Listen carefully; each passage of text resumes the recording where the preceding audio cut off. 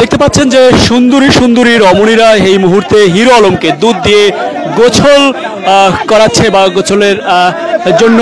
দুধ নিচ্ছে এই মুহূর্তে। এটি অন্যতম কারণ হচ্ছে মূলত হিরো আলমের এবং রিয়ামণির দীর্ঘদিনের সংসার বিচ্ছেদ করতে যাচ্ছে হিরো আলম, এবং হিরো আলম পুরোপুরিভাবে সিদ্ধান্ত নিয়ে কিন্তু তারা আজ দুধ দিয়ে গোসল করছে। এবং বিভিন্ন জেলা থেকে হিরো আলমের ভাষ্যমতে বিভিন্ন জেলা থেকে সুন্দরী তার রমণী বান্ধবীরা বা বিভিন্ন মেয়েরা এসে তাকে দুধ দিয়ে গোসল করাবে এবং সেই বার্তাটি দিয়েছেন। এবং এই মুহূর্তে আমরা লক্ষ্য করতে পারছি যে সেটির ব্যতিক্রম জায়গা থেকে এসে বিভিন্ন মেয়েরা তাকে দুধ দিয়ে গোসল করাচ্ছে। রিয়ামণিকে কিছুক্ষণ পরেই কিন্তু এই দুধ দিয়ে গোসল করে তাকে তালাক দেবে এবং তারপরেই কিন্তু তিনি এই ইতি টানবেন, যে রিয়ামণির যেই সংসারের ইতি টানবেন সেটি আমরা লক্ষ্য করতে পারছি। এবং আপনারা জেনে থাকবেন আলোচিত সমালোচিত, কখনো রাজনীতিবিদ হয়ে যায় হিরো আলম, কখনো এন্টারটেইনমেন্ট দিয়ে বিনোদন করে, কখনো রবীন্দ্রসঙ্গীত লালন সঙ্গীত বিভিন্ন গান গেয়ে তিনি আলোচনার শীর্ষেই আলোচনার শীর্ষেই থাকতে চেষ্টা করেন। হিরো আলমই একটি ব্যক্তি যাকে নিয়ে এরকম ভাবে ইন্টারন্যাশনালি ভাবে আন্তর্জাতিকভাবে তাকে পরিচিতি পেয়েছে। আমরা দেখতে পাচ্ছি যে মেয়েরা তাকে সুন্দরী সুন্দরী মেয়েরা তাকে গোসল করাচ্ছে, সেটি আমরা দেখছি এবং তিনি আনন্দ উল্লাস করে কিন্তু গোসল করছেন।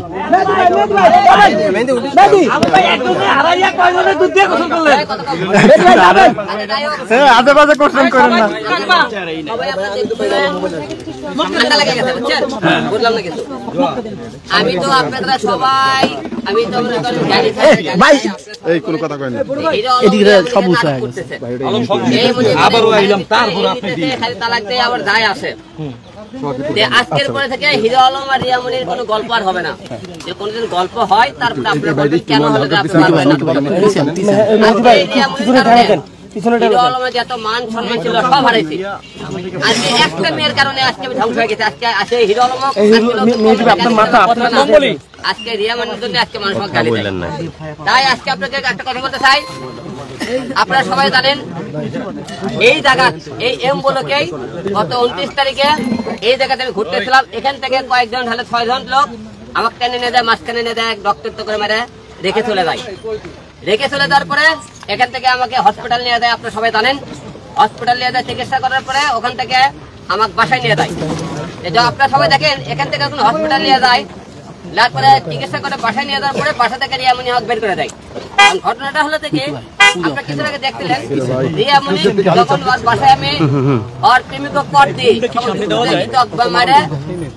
রক্তাক্ত করে তার মানে কপাল থেকে রক্ত ধরায়। ধরানোর পরে রিয়ামণি ও আল্লাহ গো করে কি আরে ধরিয়ে ধরলো দেখছেন আপনারা, মানে জামাই সেই ছিল তার, আপনারা দেখছেন। তারপরে সেখান থেকে আমি হিরো আলম রক্তাক্ত লাশ আমরা তার রিয়ামণির সামনে ছিল হসপিটালে। রিয়ামণি আমাকে ধরেও ধরে নেই, এক ফোঁটা চোখের পানিও ফলায়নি কিন্তু দেখছেন। তাহলে ভালোবাসা কত আপনারা দেখেন। এখান থেকে নিয়ে বাসা থেকে নিয়ে যাওয়ার পরে রিয়ামণি 3 দিন বাসায় আমার থাকার পরে বাসা থেকে আমি যখন বগুড়া আসি আপনার অফিসে আসি, রিয়ামণি ফোন করে তুমি বাসায় আসো না, বাসায় মানা করেছে, এই বাসায় তুমি আসলে বাসা ছেড়ে দিতে বলেছে। একটা বউ অসুস্থ স্বামীকে এসে বাসা থেকে বের করে দিয়ে আমার ওষুধ পর্যন্ত আমার অফিসে পাঠায়নি। আমি অফিসে ঘুমাই, অফিসেই খাই। আমার এই বউ আমাকে ভালোবাসে। অথচ দেখেন আমার এই বউ মনে করেন সেনকে তখন আমরা প্রেমিকের কথা বলি তখন কিন্তু সে খাও করে ওটা বলে আমার মনে হয় না সে এই কাজে জড়িত আছে। এখন এই কাজে মূলত মাস্টার মাইন্ডে ছিল রিয়ামণি। রিয়ামণি তার ম্যাক্সের সাথে হাত মিলে সে আমাকে খুন করতে চেয়েছিল। আপনি তো গ্যারে বলছে রিয়ামণি আছে জড়িত নাই। আমি এই কারণে বলছি আমি রিয়ামণির ভিতরে ঢুকে দেখতে চাইছি এই কত বড় খেল খেলতে পারে। মিন্নি বড় কোনো মিন্নি দেখেননি, সে মিন্নি ঘটনা ঘটাইছে। দেখেন কি হারে আপনারা এখন দেখেন। সেই দিন মনে করেন আমাকে যখন মনে করেন বাসা থেকে বের করে দিল, একটা বউ কিভাবে বলে তুই বাসায় আসো না, কেন বাসায় মনে করছে সে তার প্রেমিকের সাথে কথাবার্তা বলতেছিল, যোগাযোগ করতেছিল। প্রতিদিন রাত্রে সে মদ খাবার দেয়, বারে যায়, বিভিন্ন জায়গায় যায়। আমি জানি না ধরতে পারি দেখে তার বাসায় যাওয়া নিষেধ। তার বোন টোকায় রাস্তার ছেলে বলে আমাকে তার বাসায় যাতে না যায়। তারা 2টা বোনে প্রতিদিন বিভিন্ন ক্লাবে যায়, রাত্রে বিভিন্ন জায়গায় রাত কাটে। আপনি দেখবেন বিভিন্ন হোটেলে সিসি ফুটেজ আপনারা সংগ্রহ করলে বুঝতে পারবেন তারা কিভাবে চলে। এখন তার প্রেমিক দেখেন কি হারে আমি সেদিনকে রাত্রের বেলা তখন ওকে পুলিশে ধরে গেল রিয়া মনি করলো কি তার হলে যে ওই ওর একটা ছেলে থানায় দিয়ে পাঠালো থানা থেকে সে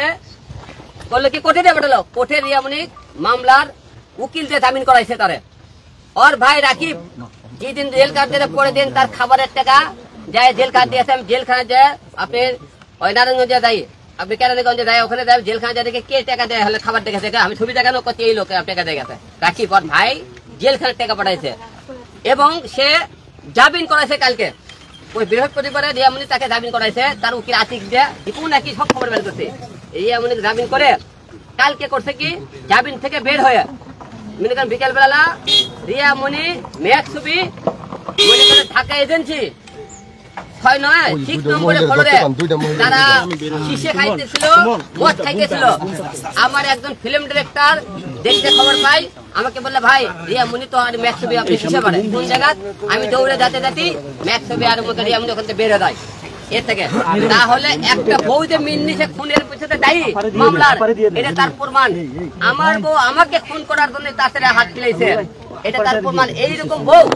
প্রতিটা বাংলার ঘরে ঘরে হওয়ার আমার বউ দেখেন আমি 3টে বাচ্চা 2টা মা আমার আমি সংসার মানুষ করে বাচ্চা কাচ্চা মানুষ করার জন্য তাকে বরিশাল গেলাম তার বাবা মা আমাকে তুলে দিল আমি তাকে বৌড়া নিয়ে গেলাম বৌড়া 2 দিন যে সে থাকতে 2 দিন থাকার পরে সে বলতেছে আমি ঢাকায় যাবো ঢাকায় আসার পরে সেই রাত্রের পরে ম্যাক্স ছবি কিনে ইলিশ খাইতে গেছে ইলিশের ওখান থেকে বলতেছে ভাই রিয়ামণির ম্যাক্স ছবিতে ইলিশ খাইতে আইছে আমি ইলিশের ফুটে আপনাকে দেখা মনে সে ইলিশ খাবার গেল ওখানে একটা লোক এই যে পরকিয়া তারকে দিন আমার বলছে পরকিয়া রিয়ামণি পরশুদিনে কি করলো লাইভে এসে কান্নাকাটি করলো কি কান্নাকাটি দেখছে কানতে কানতে লাগতে সেখান থেকে একবার পরে একবারে একটা লাল পড়ে গেল কি কান্দন চোখের পানি মনে হচ্ছে বাংলাদেশের এতই ক্ষতি করতে হবে সে বলতেছে যে হিরো আলম ম্যাক্স ছবিকে জেলে রাখে তার বউ ইতির সাথে যোগাযোগ রাখে ইতি হলো তার বউ ইতি আমি যেহেতু ম্যাক্স ছবি জেলে তাহলে ইতি আমার সাথে যোগাযোগ করতেছে হাত পাও ধরতেছে সবাই মিলে তাকে আমি বের করে দিই সেই যোগাযোগ করছে আমার সাথে এটা কি অপরাধ করেছে ওই কেন যোগাযোগ করলো রিয়ামণি তাহলে তার সাথে কেন যোগাযোগ করলো সে তাকে দাবিনে কেন বার করলো তাহলে মিন্নির ঘটনা ঘটাইছে আপনারা বাংলার মানুষ বুঝালেন এইরকম পয়সা সংসার করা যাবে কিনা আমার 3টে বাচ্চা কোনদিন সে একবার ফোন করে বলে না যে মা তোমরা কিছু খাইছো কিনা আমার মা কিছু করছে কিনা কোনদিন আমার সব বাচ্চা করে খবর নেয় না আমার বাচ্চারা তো ফোন দেয় সে একবার ফোন দিলে 2বার ধরে না তার ভাই রাকিব হলো দালাল দিয়ে দাঁড়িয়ে থাকে তাকে ওর বোনের প্রথমে একটা বিয়ে হয় সেই বোনের থেকে মনে করে সে পরকিয়া করে বের করে যায় তার দ্বিতীয় বিয়ে হয় ওর ভাই রাকিব তার বউ কিন্তু পরকিয়া করে ব্যবসা বেঁধে যায় রিয়ামণির প্রথম বিয়ে হয় সাগর নামে একটা ছেলের সাথে বিয়ে চলাকালীন অবস্থায় নুন নামে একটা ছেলের সাথে সে পরকিয়া করলে সাগর নামে যে ছেলেটা তাকে বের করে দেয় রিয়ামণি একটা মেয়ে দেখে আলিপের নাম সেটা হলো সাগরের প্রথম পক্ষে ওই মেয়ে বাচ্চা হলে যখন 8 মাস বয়স তখন তাকে সে মনে আমার কাছে সে আমাকে বাবা হিসেবে জানে অন্য কাউকে জানে না সেই সন্তানের মুখের দিকে তাকে আমি 3টে বছর আমি তার সংসার করছি সে আমাকে কি বলে হিরো কুট্ট পাগলের মতো ঘুরে এবং বলে হিরো আলম আমাকে